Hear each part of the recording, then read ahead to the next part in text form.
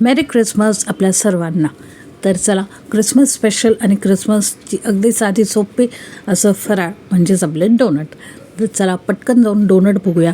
झटपट पटापट हे डोनट होतात. अगदी अर्धा तासामध्ये तुमचे इतके मोठे डोनट तयार होतात. तर ते कसं काय, अगदी साधी सोपी रेसिपी आणि परफेक्ट ह्या रेशोने बनवलं तर तुमची रेसिपी फेल होणार नाही.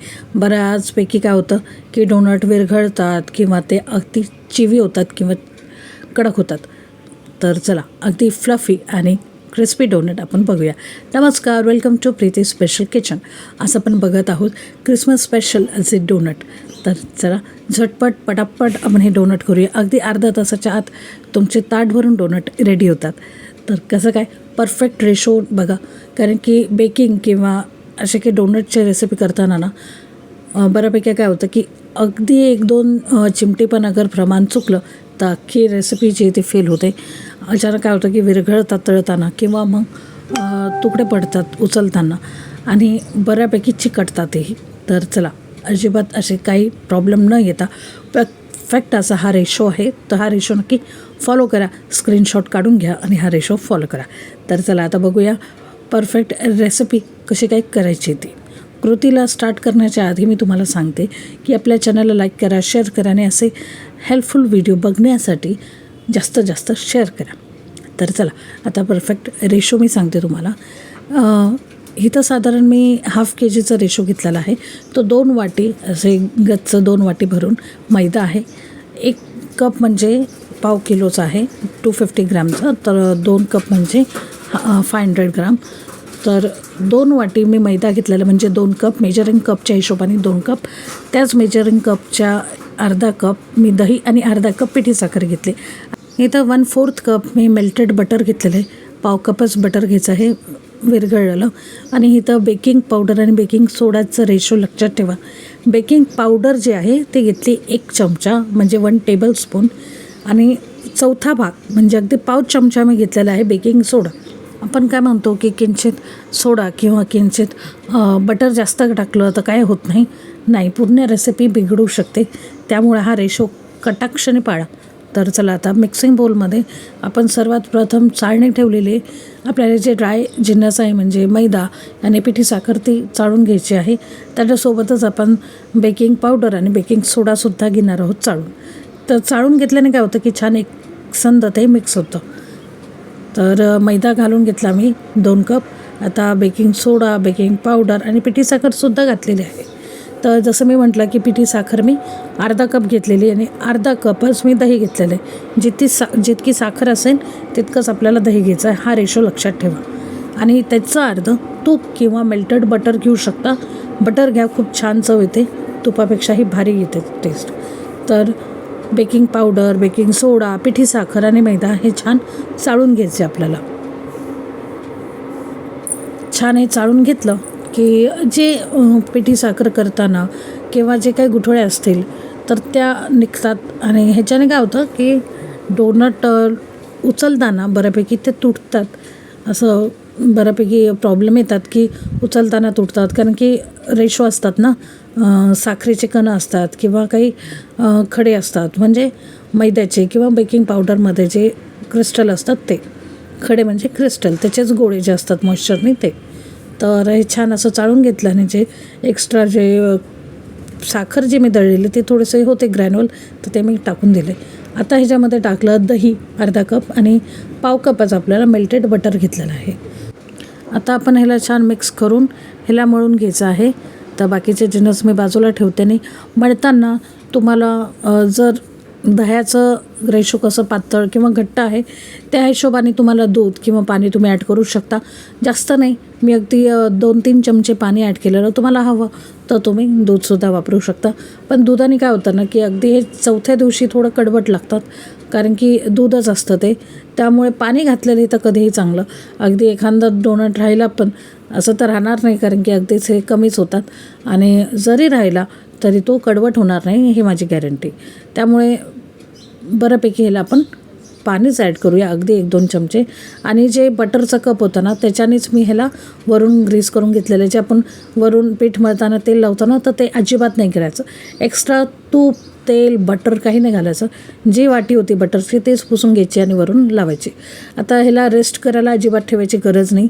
हे रेडी टू यूज आहे. लगेच आपल्याला मळायचं आहे, कारण की आपण ह्याच्यात सोडा घातलेला आहे, त्यामुळे जास्त वेळेला ठेवायचं नाही. ज्या प्लेटमध्ये तुम्ही काढून घेणार आहे डोनट करून झाल्यावर, तर त्या ताटालासुद्धा थोडासा मैदा डस्ट करून घ्यायचा, म्हणजे पसरून घ्यायचा थोडासा मैदा. आणि चला आता, कारण की हे ऐन टायमाला आपल्याला सुचत नाही, त्यामुळे आधीच करायचं. आणि ग्लास किंवा जो कोणता कटर तुम्ही वापरत असाल, मी इथं ॲपल कटर वापरते. आणि तुम्हाला हवं तर तुम्ही वाटी किंवा बॉटलचं झाकणसुद्धा घेऊ शकता मधल्या कटसाठी. मी तर ॲपल कटर वापरते आणि ग्लास वापरते. तुम्हाला ग्लासच्या ऐवजी वाटी वगैरे घ्यायची असेल तरी घेऊ शकता, किंवा कटर असेल डोनट कटर तर तोसुद्धा वापरू शकता. आता इथं साधारण गोळा किती घ्यायचा हे सुद्धा रेशो असतो, की म्हणजे किती जाड किती मोठा हुंडा घ्यायचा. तर इथं साधारण 4 पोळ्यांचा हुंडा एकच घेतलेला आहे मी, इतकं जाड आपल्याला हवं आहे. आता डोनट जसं मी म्हटलं की थोडेसे जाडसर असतात, किंवा त्याला फुलायला जागा हवी, त्यामुळे थोडंसं अगदी पातळ करत नाही डोनट. जाडसर छान लागतात, फ्लफी आणि गुबगुबीत आणि छान फुललेले डोनटच छान लागतं. त्यामुळे मी 4 हुंड्याचा एक हुंडा घेतलेला आहे मोठा, आणि त्याला छान असं लाटून घेते. आता जसं आपली शंकरपाळी असते ना, त्याच्यापेक्षा थोडं जाड असतो डोनट, हे लक्षात ठेवा. तर हे बघा असं जाडसर मी करून घेतले. एक अर्धा इंचाची जाडी ठेवलेली आहे, जास्त नाही. आणि ग्लासच्या मदतीने मी आता कट करून घेतलेलं आहे. आता मैदा आहे तर तो कितीही लाटला वाटेल आपल्याला की अगदी 4 होतील, पण जेव्हा आपण कट करायला जाऊ ना, तेव्हा अगदी ते श्रिंक होतं मैदा, पोळी मैद्याची, आणि ते अगदी 3च कट झाले. ठीक आहे, म्हटलं चला आता ह्याला मध्ये कट देण्यासाठी असं मी ॲपल कटर वापरते. तुमच्याकडे ॲपल कटर नसेल तर तुम्ही कोणतेही झाकणं वापरू शकता, म्हणजे सिरपचे किंवा आपल्या छोट्या बॉटलचे झाकण जे असतात ते सुद्धा वापरलं तरी चालेल. तर हे बघा डस्ट केलेल्या प्लेटवरतीच मी जे डोनट आहे ते काढून घेते. हे अजिबात रेशो तुम्ही चुकू नका, कारण की काय होतं की काढतानासुद्धा चिपकतं आणि जास्त मैदा लावायचा नाही लाटताना, हे लक्षात ठेवा. आधीच जो मैद्यामध्ये आपण घोळून घेतलेला आहे सुक्या पिठामध्ये, ते एक्स्ट्रा ह्याला पीठ लावत लाटायचं नाही. जे एकदा आपण पीठ लावलेलं असतं स्टार्टिंगला, तितक्याच पिठामध्ये आपल्याला डस्ट केलेला लाटून घ्यायचं आहे. अजिबात एक्स्ट्रा लाटता पीठ घ्यायचं नाही सुक्कं. तर हे बघा आता मी परत ह्याच्यामध्ये मिक्स करते पीठ, कारण की जे किनार होते त्याच्यातच मी हे मळून घेते. तर हे बघा आता एकदाच इथं मी पीठ लावलं, आता पुन्हा लावायचं नाही, हे लक्षात ठेवायचं आपल्याला. नाही आता आपण काय करतो की पुन्हा पीठ घेतो आणि मग ते जास्त पिठाळ होतात, आणि ते पीठ जे आहे ना ते तेलामध्ये तळताना सुटतं, करपतं, म्हणजे तेलच खराब होतं इन शॉर्ट. तर डोनट खराब नाही होत त्याच्याने. बट नाही घ्यायचं जास्त पीठ सुक्कं, कारण की आपल्या टेस्टमध्ये फरक पडतो, फिक्के होतात मग डोनट. कारण की ऑलमोस्ट ते सुक्कं पीठ जे ते पिठातही लागतं लाटताना, मग ते आपले डोनट जे ते थोडेसे फिक्के वाटतात. तर आपण म्हणतो की मी तर साखर इतकी टाकली मग फिक्के का लागतात, तर ह्या कारणाने की जर तुम्ही लाटताना पीठ सुकं जास्त घेतलं तर त्याच्यामध्ये चवीमध्ये फरक येतो, आणि मग आपल्याला वाटतं की अरे रेशो चुकला का काय. अजिबात नाही, परफेक्ट असे गोड होतात. आणि ह्याच्यातही तुम्हाला थोडंसं टच द्यायचं असेल तर तुम्ही डोनट फ्राय झाल्यानंतर थोडंसं जे चॉकलेट आहे ते मेल्ट करून त्याच्यामध्ये ग्रीस करू शकता. तर चला आता बघूया. साधे सिंपल मी इथं फ्राय डोनटच दाखवले. तुम्हाला हवं तर तुम्ही चॉकलेटमध्ये डिप करून खाऊ शकता, एन्जॉय करू शकता. बट त्याच्यामध्ये काय होतं की जेव्हा आपण हे डोनट आपण बाहेर ठेवू शकतो, पण जे चॉकलेट लावलेलं डोनट आहे ते फ्रीजमध्येच ठेवावं लागतात, कारण की चॉकलेट मेल्ट होतं. त्यामुळे जर तुम्हाला लगेच खायचे असतील किंवा कोणाला सर्व करायचे असतील तर सर्व करताना तुम्ही चॉकलेट हॉट करायचं, म्हणजे गरम करायचं डबल बॉइलिंगने, आणि मग त्याला डीप करायचं. ओके, आता तेल मी सोबतच तापाला ठेवलेलं, तर लगेच हे जे रिमेनिंग डोनट आहे ते मी तळून घेते. लाटता तळायचं आणि तळता लाटायचं.